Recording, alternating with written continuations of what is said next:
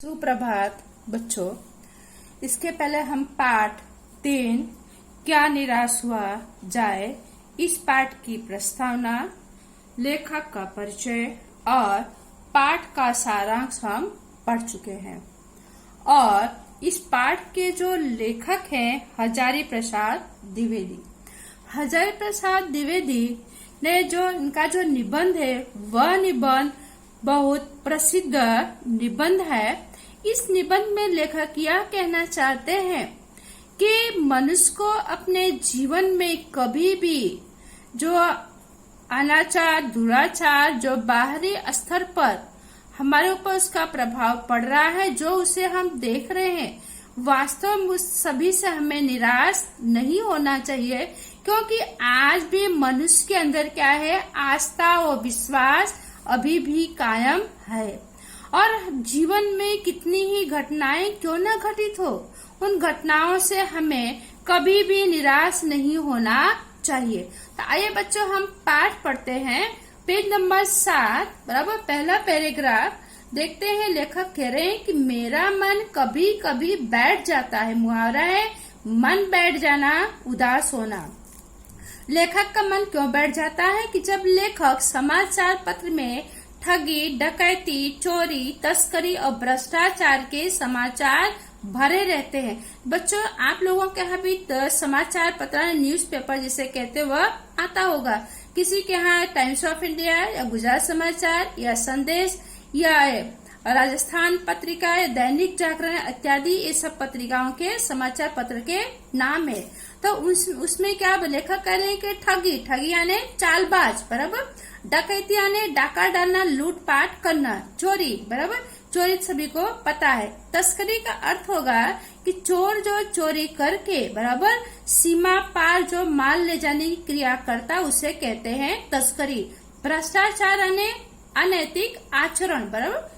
कि लेखक कह रहे जब हम समाचार पत्र पढ़ते उसमें क्या भरे पड़े रहते हैं, ठगी, डकैती, चोरी, तस्करी और भ्रष्टाचार समाचार पत्र भरे पड़े रहते हैं। और उन सबको पढ़ते हैं ऐसा लगता है आरोप प्रत्यारोप का कुछ ऐसा वातावरण बन गया है। वातावरण आने माहौल, आरोप प्रत्यारोप आने एक दूसरे पे क्या करते हैं, गलत आरोप लगाते, गलत ठहराते हैं, गलत साबित करते हैं। ऐसा वातावरण बना हुआ है। देश में कोई ईमानदार आदमी ही नहीं रह गया है। लेखक कह रहे हैं कि समाचार पत्र चोरी, डकैती, तस्करी इन सभी से भरे पड़े रहते हैं और सभी दूसरे पर आरोप लगाते रहते हैं। और ऐसा लगता है कि देश में कोई ईमानदार आदमी नहीं रहा। हर एक व्यक्ति संदेह की दृष्टि से देखा जा रहा है।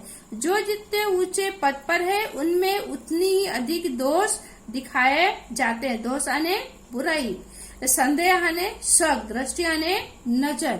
इस पहले पैराग्राफ में लेखक का कहने का पूरा तात्पर्य यह है कि लेखक कह रहे हैं कि जब मैं यह देखता हूँ क्या समाचार पत्र में क्या है, चोरी, डकैती, तस्करी, भ्रष्टाचार इन सभी से भरे पड़े हैं। लेखक का इशारा किस तरफ है बच्चों? लेखक का इशारा हमारे देश के राजनीतिक दल पर है। राजनीतिक दल पर हम देखते हैं कि एक दूसरे पर क्या करते हैं, आरोप प्रत्यारोप हमेशा लगाते रहते हैं। और ये सब देखकर ऐसा लगता है कि देश में कोई ईमानदार आदमी रहा नहीं। और हर एक को किससे देखा जा रहा है, हर एक व्यक्ति को संदेह और दृष्टि से देखा जा रहा है। जो आदमी जितने ऊंचे पद पर है वो आदमी उतने ही क्या, उसमें अधिक उतने ही बुराई दिखाए जाते हैं। तो यानी कि यह बता रहे हैं कि राजनीतिक दल जो है वो अपने स्वार्थ में इतनी लीन, इतनी लिप्त है कि देश के हित के बारे में बात काम बहुत कम होती है। और देश और समाज की ऐसी दशा देखकर लेखक का मन बैठ जाता है। तो हम दूसरा पैराग्राफ अब पढ़ेंगे कि एक बहुत बड़े आदमी ने मुझसे एक बार कहा था कि इसमें सुखी वही है जो कुछ नहीं करता है। जो कुछ भी करेगा उसमें दोष खोजने लगेंगे, उसके सारे गुण भुला दिए जाएंगे, दोषी को बढ़ा चढ़ा कर दिखाया जाने लगेगा। दोष किसमें नहीं होते हैं, यही कारण है कि हर आदमी दोषी अधिक दिख रहा है, गुणी कम या बिल्कुल ही नहीं। स्थिति यानी हालात अगर ऐसा ही है तो निश्चय ही चिंता का विषय बन जाएगा कि लेखक की मुलाकात एक व्यक्ति से होती है और व्यक्ति लेखक को कहता है कि इस समय सुखी वही है जो कुछ नहीं करता है। तो लेखक बोलते हैं ऐसा क्यों? तो कहता है जो कुछ भी करेगा लोग क्या करेंगे, लोग उसमें बुराइयां ढूंढने लग जाएंगे।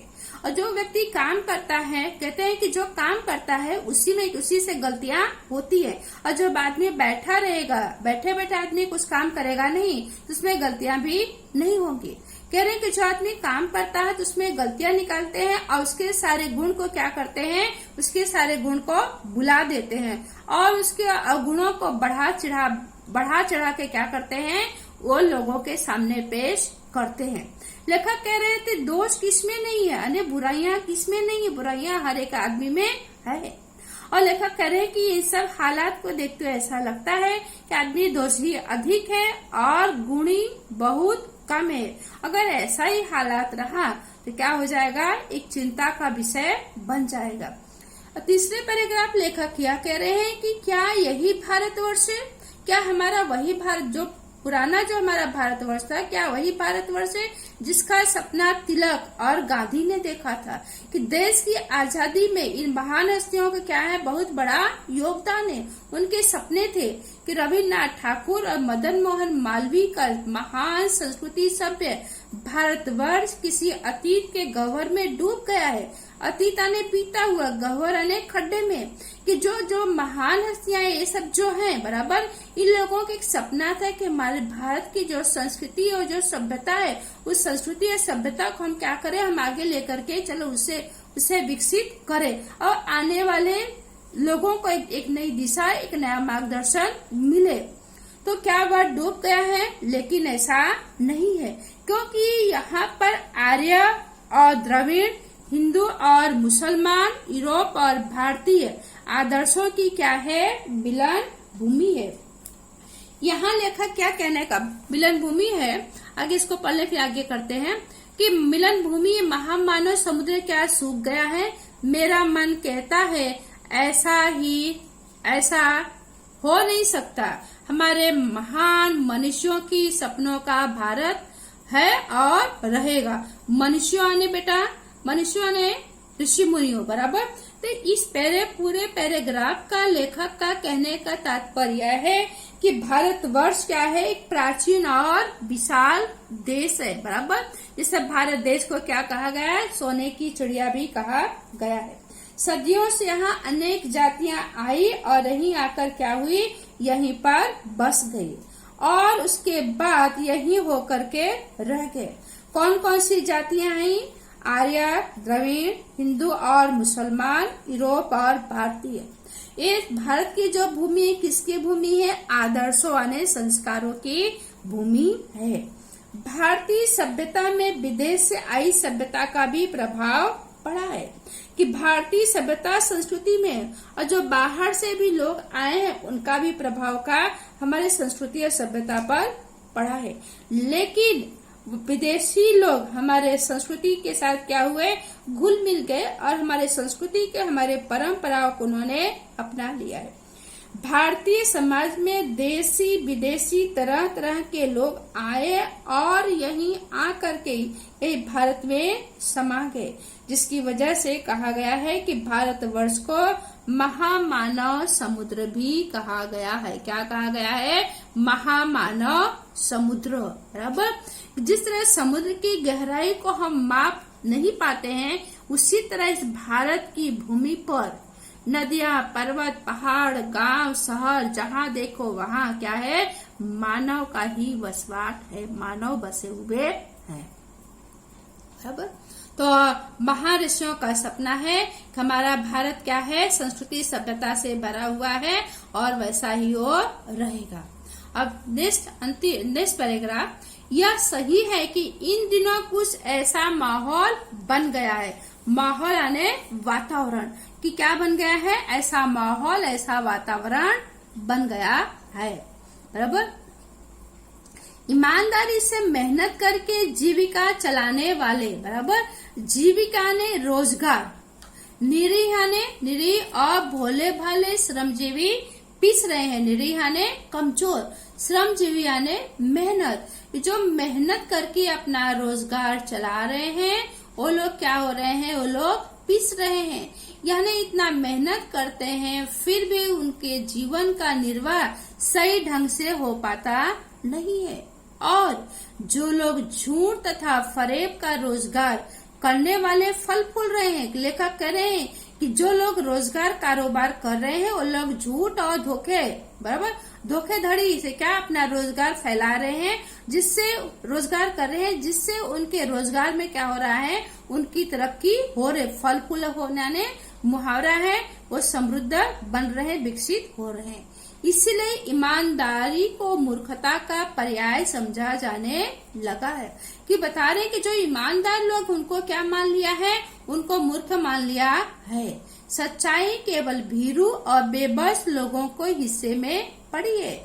ऐसी स्थिति में जीवन के महान मूल्यों के बारे में लोगों की आस्था ही हिल गई है। कि लेखक का कहने के तात्पर्य यहाँ यह है कि आज ईमानदारी और परिश्रम करके जीविका बराबर कमाने वाले श्रमजीवी पिस रहे हैं। झूठ और फरेब करने वाले लोग क्या, वो फल फूल रहे हैं, अन्य तरक्की कर रहे हैं। और ऐसे लोगों में क्या है, आस्था विश्वास रह गया नहीं है, बराबर। अब कौन सा आस्था, सच्चाई, बराबर, सच्चाई ईमानदारी किसके हिस्से में आई है, सच्चाई और ईमानदारी सिर्फ कमजोर जो मेहनत कर रहे हैं, मेहनत करके कमा रहे हैं, उन्हीं के हिस्से में आया हुआ है। अब अगला पैराग्राफ, परंतु ऊपर ऊपर जो कुछ दिखाई दे रहा है वह बहुत ही हाल की मनुष्य निर्मित नीतियों की त्रुटियों की देन है। मनुष्य निर्मित ने मनुष्य ने उसका निर्माण किया है। नीतियों ने, नियमों का, त्रुटियों ने गलतियां, कि जो कुछ भी निर्माण होता है, वो निर्माण कौन करता है, वह सब मनुष्य द्वारा ही बनाई जाती है, बराबर। और उसके बाद सदा मनुष्य बुद्धि नई परिस्थितियों का सामना करने के लिए नए सामाजिक विधि निषेधों को बनाती है। मनुष्य क्या बनाती है कि नए कायदे कानून बनाते हैं। नए कायदे कानून कभी बराबर कौन बनाता है, सदा मनुष्य बुद्धि, कि जो मनुष्य क्या है, हमेशा अपने बुद्धि के द्वारा नए नए क्या कायदे कानूनों बनाते रहते हैं, लेकिन उनके ठीक साबित न होने पुनः बदलती है। नियम कायदा कानून सबके लिए बनाए जाते हैं, पर सबके लिए कभी कभी एक ही नियम सुखकर नहीं होते हैं। सामाजिक कायदे कानून कभी युग युग से परिलक्षित आदर्शों से टकराते हैं। इससे ऊपरी सतह आलोड़ित ने मथना पहले भी हुआ है, आगे भी होगा, उसे देखकर हताश हो जाना ठीक नहीं है। हताश ने निराश। किस पूरे पैराग्राफ का लेखक का कहने के तात्पर्य है कि जो कुछ भी बनाया जाता है कायदे कानून, वह मनुष्य अपने बुद्धि के द्वारा क्या करता है, कायदे कानून वह बनाता है। लेकिन वह कायदे कानून आज का नहीं है, वह युगों का है। लेकिन वही कायदे कानून कभी कसौटी पर सही साबित होते हैं, बराबर, कभी कसौटी पर सही साबित हो नहीं पाते। कौन नहीं होने देता है, मनुष्य लोग, क्योंकि वे कायदे कानून किसी के लिए सुखदायक होते हैं, किसी के लिए कायदे कानून दुखदायक होते हैं। इन सभी से मनुष्य क्या करता है, कायदे कानून जब बनाए जाते हैं, जब मनुष्य उसे देखता है और करता है, तो मनुष्य तरह तरह के मंथन में लग जाता है। यह कायदे कानून ऐसे ना बनाकर अगर इस तरह से बनाया गया होता तो कितना उचित होता। तो लेखक कह रहे हैं कि सभी से हमें निराश हताश नहीं होना चाहिए। और लास्ट पेज नंबर 7 का अंतिम पंक्ति हम देखते हैं कि यहाँ भारतवर्ष ने कभी भी भौतिक बराबर वस्तुओं के संग्रह को अधिक महत्व नहीं दिया है। कि आदि मानव ने कभी भी भौतिक वस्तुओं का संग्रह नहीं किया है, बराबर, कि भारतवर्ष ने कभी भी भौतिक वस्तुओं का संग्रह नहीं किया।